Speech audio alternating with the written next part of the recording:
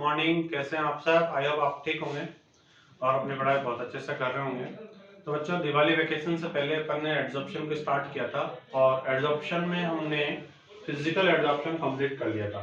ठीक है, तो फिजिकल एड्जॉर्प्शन था हमारे टाइप्स ऑफ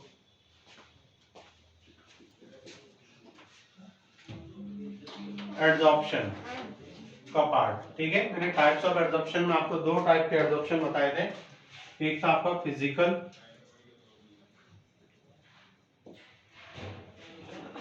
एड्जॉर्प्शन, ठीक। दूसरा था आपका केमिकल एड्जॉर्प्शन।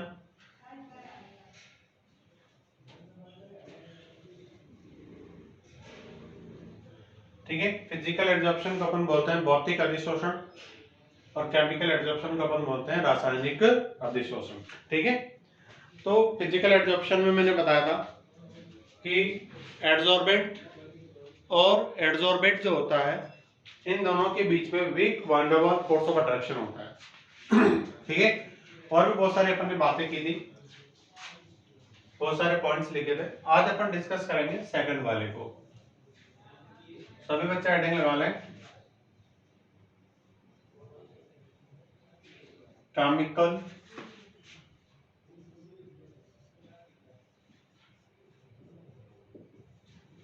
एड्जॉर्प्शन, रासायनिक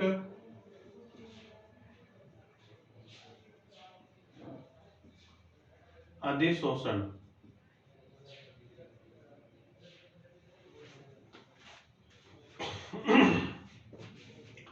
रासायनिक अधिशोषण, केमिकल एड्जॉर्प्शन। ठीक है, तो देखो पहला पॉइंट इसके बारे में क्या लिखोगे आप? केमिकल एड्जॉर्प्शन में क्या होता है? In this adsorption generally strong covalent bond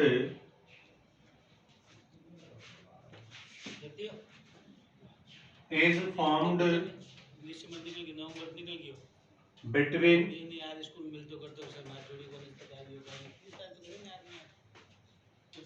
adsorbate and adsorbent। ठीक है,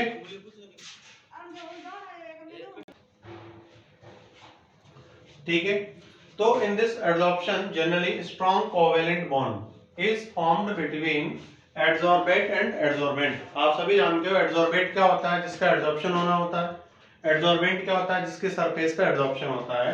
तो हमने फिजिकल एड्सॉर्प्शन में क्या पढ़ा था कि यहाँ पर weak van der Waals bond होता है, weak van der Waals force of attraction होता है, जबकि इसमें क्या है, स्ट्रॉन्ग कोवेलेंट बॉन्ड बनता है। ठीक है, जैसे अपन बात करें एग्जांपल की, अगर अपन बात करें यहाँ पर, तो देखो एग्जांपल लिखिए। First, adsorption of H2 gas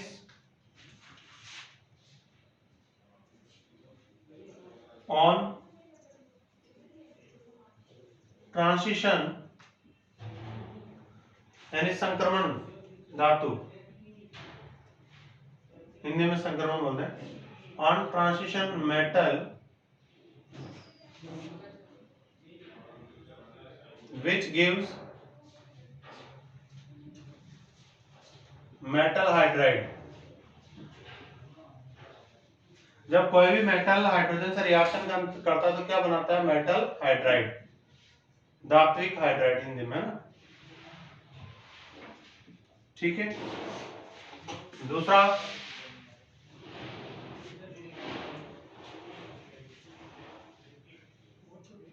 formation of oxide on the surface of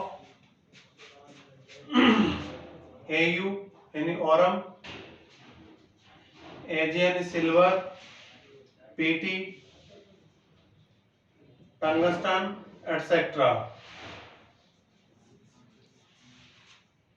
by adsorption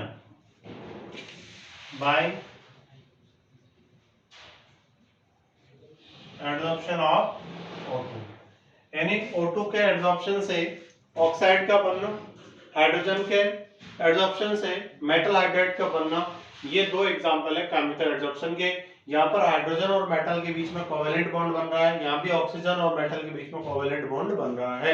तो यहाँ पर स्ट्रॉन्ग कोवेलेंट बॉन्ड बनता है, रिएक्शन होती है और नया प्रोडक्ट बनता है। देखो वहां पर नया प्रोडक्ट नहीं बनता था, वहां पर फिजिकल एडजॉर्प्शन में आपने देखा होगा, जैसे मैंने बोतल वाला एग्जांपल दिया था कि वहां पर जैसे बोतल के अंदर ठंडा बर्फ रखा हुआ है तो बोतल भी ठंडी है, तो बोतल की सरफेस पे एटमॉस्फेयर में से जो भी नमी है, जो एयर है, मॉइस्चर है, वहां पे आएगा और वहां पे कंडेंस हो जाएगा, ठीक है, वापस वो इवेपोरेट हो जाएगा। बट यहाँ पर क्या होता है कि कोवेलेंट बॉन्ड बनता है, नई रिएक्शन के प्रोडक्ट बनता है, तो जाहिर सी बात है नई चीज बन जाती है। जैसे हाइड्रोजन है और मेटल है, इन दोनों ने मिला के नया क्या बना दिया, मेटल हाइड्राइड बना दिया। यहाँ पर क्या ऑक्सीजन है और मेटल है, नया क्या बना दिया, ऑक्साइड बना दिया। तो नई चीज बनती है, प्रोडक्ट बनता है नया, ठीक है। चलो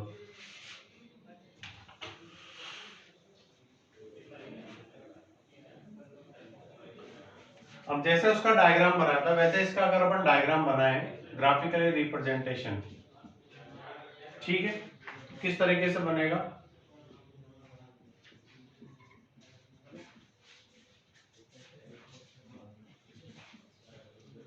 निकल है। अब मान लीजिए इसकी सरफेस है ना, इस पर हाइड्रोजन का आप क्या करा रहे हो, H2 का एडजॉर्प्शन करा रहे हो, ठीक है। तो यहां पर क्या होगा,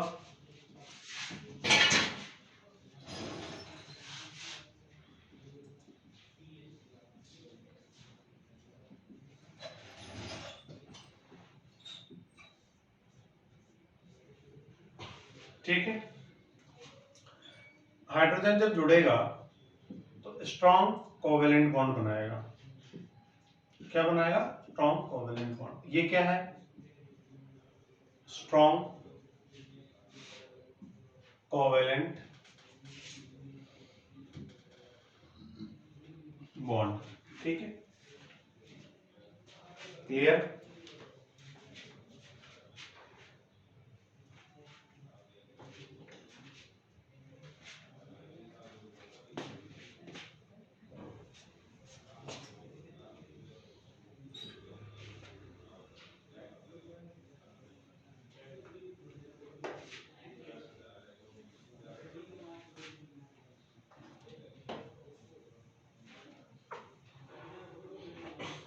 ठीक है, नेक्स्ट पॉइंट अपन लिखते हैं इसके बारे में।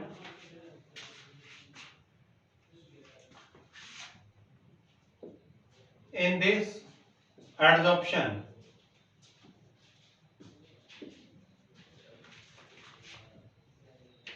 heat of adsorption is 80 to 240 kilojoule पर मोल।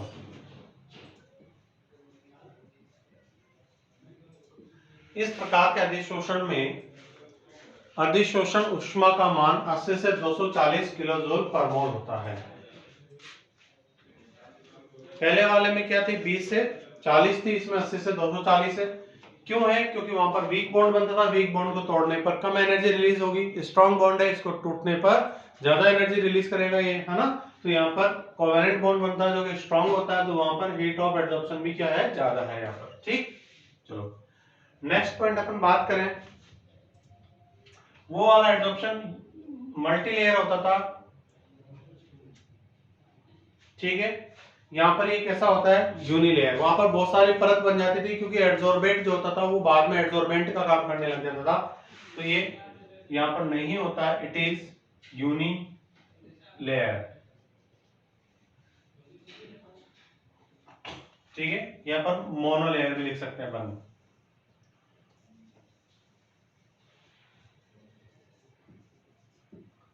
मोनोलेयर।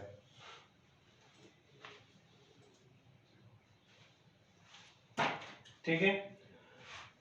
फिजिकल एड्सॉर्प्शन में हमने लिखा था कि वो स्पेसिफिक नहीं होता, ये क्या होता है, स्पेसिफिक होता है। It is specific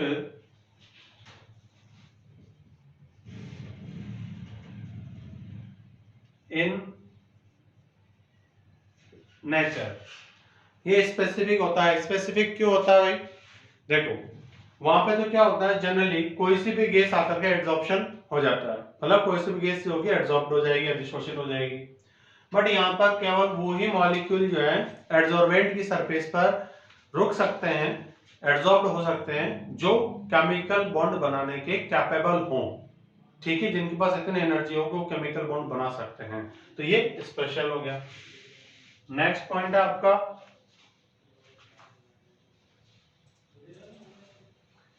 it is effective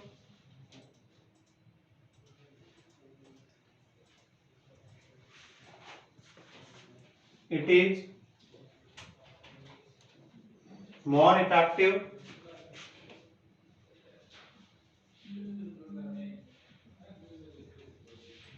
at high temperature, ठीक है, टेम्परेचर ज्यादा होगा तो उस पर ये एड्सॉर्प्शन ज्यादा होगा, तो बहुत ज्यादा भी नहीं होना चाहिए टेम्परेचर। ऐसा क्यों, देखो जब एड्सॉर्बेट है ना, उसके बीच में जो अधिशोषण, अधिशोषित जिसको अपन नहीं बोलते हैं, जो क्रियाकारक है, जो रिएक्टेंट है यहाँ पर, उसके बॉन्ड टूटेंगे, तो जितना ज्यादा उसके बॉन्ड टूटेंगे उतना ज्यादा वो क्या होगा, यहाँ पर एड्सॉर्ब होगा। इसलिए थोड़ा सा कंपैरेटिवली फिजिकल एड्सॉर्प्शन की तुलना में यहाँ पर टेम्परेचर ज्यादा होना चाहिए, ठीक।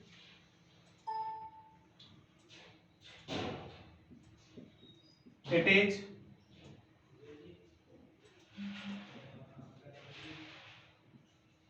more effective at high pressure। ये पॉइंट दोनों में कॉमन है, उसमें भी अपन ने लिखा था हाई प्रेशर होना चाहिए भाई, किसी भी सरफेस पे अगर किसी को एक्यूमुलेट करना है तो वहां पर प्रेशर ज्यादा ही होना चाहिए, ठीक। नेक्स्ट पॉइंट है हमारा it is irreversible. It is irreversible. वो वाला क्या था, फिजिकल एड्सॉर्प्शन रिवर्सिबल था, ये क्या है, इररिवर्सिबल है, अनुत्क्रमणीय है।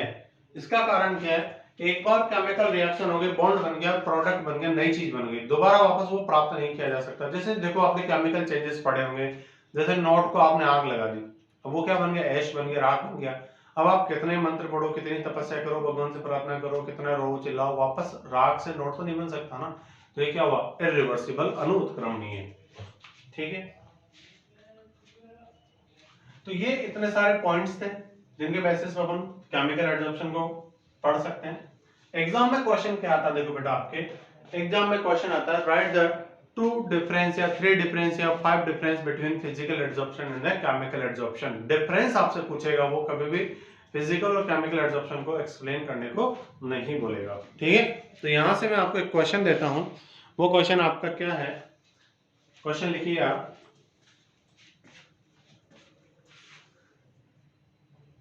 क्वेश्चन है राइट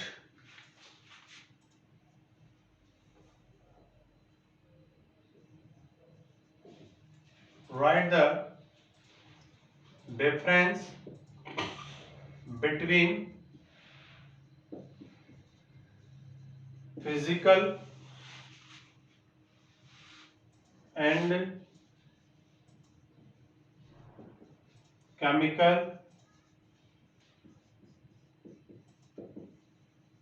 एड्सॉर्प्शन। फिजिकल और केमिकल एड्सॉर्प्शन के बीच में डिफरेंस लिखिए भाई, ठीक है, हो जाएगा आपसे। तो 5-5 डिफरेंस आप अपनी नोटबुक में तैयार कीजिए, फिर कल आपको मैं डिफरेंस बताऊंगा, तो आप आराम से उसमें चेक कीजिएगा कि कितनी गलतियां आपने की है, ठीक है बच्चों। तो आज की क्लास में अपन यहीं तक पढ़ रहे हैं, नेक्स्ट क्लास में अपन आगे कंटिन्यू करेंगे। और अब जैसे स्थितियां नजर आ रही है, आप ऑनलाइन क्लासेस पर ध्यान दीजिए, ठीक है, क्योंकि बहुत टफ है अभी स्कूल आना, तो आप पढ़ते रहिए ऑनलाइन, फिर जैसा भी होगा देखा जाएगा गवर्नमेंट के हिसाब से। Thank you so much.